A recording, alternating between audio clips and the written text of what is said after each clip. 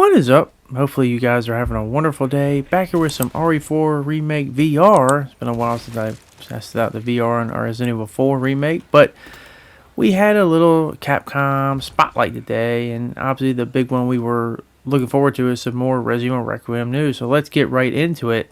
Now I'm not going to go over every single bit of solitary information, just a few couple parts that I felt were the most important, because there's a lot they did show off, and they had two things: what was shown at the spotlight, as well as the, I guess, director's commentary, which took me 20 years to get on because the Resident Evil portal was down, not functioning, the website was crashing, so it took me a little while to get there. So without further ado, let's jump right into this. The first thing, and I do think this is kind of important, I don't hear about people talking about it too much because I want to put two and two together, is on the thing you saw on the portal, they were talking about what originally Resident Evil 9 was, and that it was the online open world element type game, and they actually showed a few small clips of it, which is interesting, and I'm wondering if they would ever keep that to possibly use for, maybe they could bring back Resident Evil Outbreak, a newer version of it, because obviously technology has improved a lot since the original Outbreak game's release. But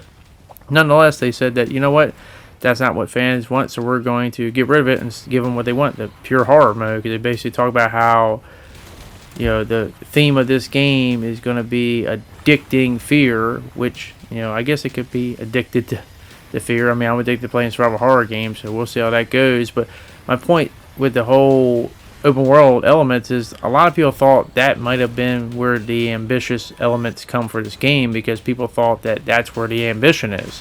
This has been touted as the most ambitious Resident Evil game of all time. It's definitely the longest developed Resident Evil game of all time. But if it's not that, then what is it? Is it simply just the camera angles going from first and third person, which they did talk about a little bit here in this game, and how the third person elements is not going to be similar, like, you know, how it was in Resident Evil Village. It was definitely designed so you can play either way, so it's not like one way is more substantial than the other, but I digress. The other big elephant in the room that everyone's talking about is the whole debacle with Leon.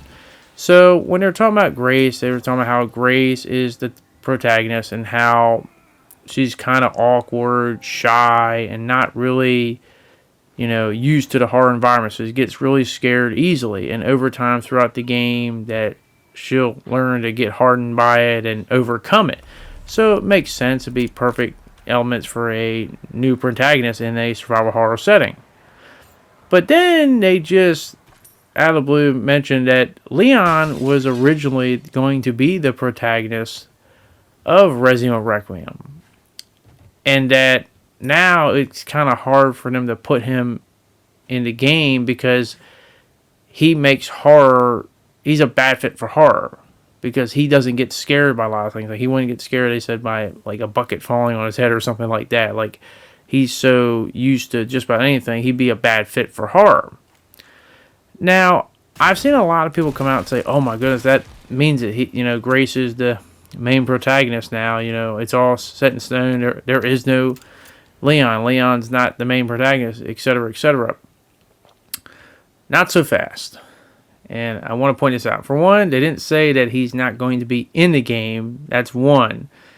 Two, the fact that they even name dropped him alone. Like, if they said, hey, you know, we wanted this new character who's not experienced with this because the older characters, the legacy characters, they wouldn't be as afraid of elements like this, that'd be one thing. But the fact that they name dropped Leon, not to mention he was originally the protagonist, and they mentioned that.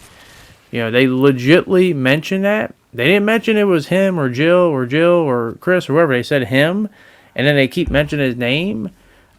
Why do you think they would do that? Like, the fact that they mention that, I just think, I'll just be honest with you, I think they're just trolling and seeing who would fall for it. Because I'll be honest with you, I'm almost dead sure that he's going to be, at the very least, the other playable protagonist.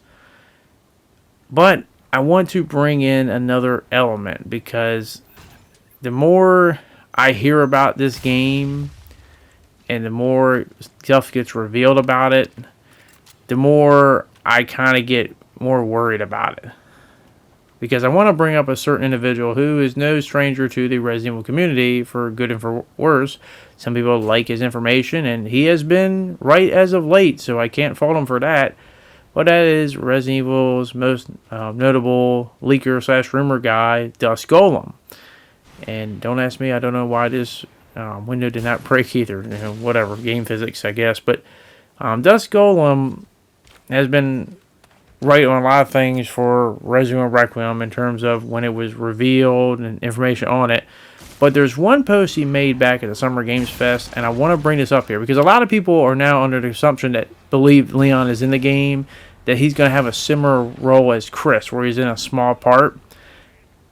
And that may not be the case. I'm not saying this confirms it, but I'm just putting it out there, and I'm definitely worried about it, and it's what you're seeing up on the screen. And that Leon, even though he is apparently in the trailer, the original trailer, he didn't want to specify where, but he said he's in the trailer, and you'll see more of him as marketing intensifies, as the game gets closer to release, that he's actually the main character, and that will be more prevalent as the game gets closer to release, and that you play as him more than you play as Grace. Which gets me to my fear and problem. What's the point of introducing a brand new character if you're not going to let them have the chance to, show off what they got? Not to mention, you pair them up with Leon, and then you give them less of a role than Leon, and you make Leon the de facto main character, if this is to be true. And the fact that he's been right as late of a lot of things, I mean, he's been adamant about this, that Leon is the main character. And he said time will prove him right over time. He's not backing down from that. It just makes me more worried that this is going to be true. And it's just like, I just made the video a couple days ago talking about how a lot of people are getting frustrated with Leon. I don't think people hate Leon, but they get frustrated with him, his overusage in this franchise. And some people still believe that that's not the case, that he's treated the same as everyone else. I'm sorry, I say this respectfully as possible. You're wrong, but this will just prove it wrong, because it's like, it's not the fact that he's even playable, but if he's more playable and he's actually the main character and they don't even give a brand new character a chance. I mean, Chris at least let Ethan be the main character in 2 back-to-back games. I mean, he was in them, but he didn't overshadow him. He was barely in it. I mean, combined, he's in both games barely at all. I mean, he had a cameo at the end of 7. He had DLC that nobody remembers, and he had the small playable section 8. What's the time limit on all those 3 things combined? Not much. And now you're telling me that this brand new character is now going to get less time, and according to Dust, greatly less time, and that Leon is going to be more the main playable character by far. So by that letter of the law, you obviously had confidence in Ethan. You allowed him to be a main character for back-to-back Resident Evil without someone overshadowing him or taking the majority of his time. You allowed him to be a character. Here, if this is to be believed to be true, you're basically saying that Leon is going to be the main character, more of a main character, so you don't have a lot of confidence in Grace. So what you had to do in marketing is give the illusion, he's not in the game, and that Grace is the protagonist. So when you do eventually reveal that he's one of the protagonists and he actually has more playable parts than Grace, what did you really say? You have no confidence in her. So I just asked a simple question. Why even have her be a protagonist at all? Just have her be a side character then. If you just want to do a Leon thing, then just give it to him. Because what's going to happen is the Leon fans and his fanatics are going to play this, and they're going to be like, hey, this is awesome, but, Leon already got the majority of the time. Why couldn't he just get the rest of his time? Why we got to share it with this brand newbie that you don't even have faith in anyway? So I hope I'm being paranoid, but considering Capcom's track record and how they've treated their OG characters outside of Leon, and maybe a little bit Chris as well, it's just I don't have a lot of faith in them. As I said, I've kind of already given up on the whole Jill thing. I don't even think Jill or Chris, for that matter, are probably even in the game.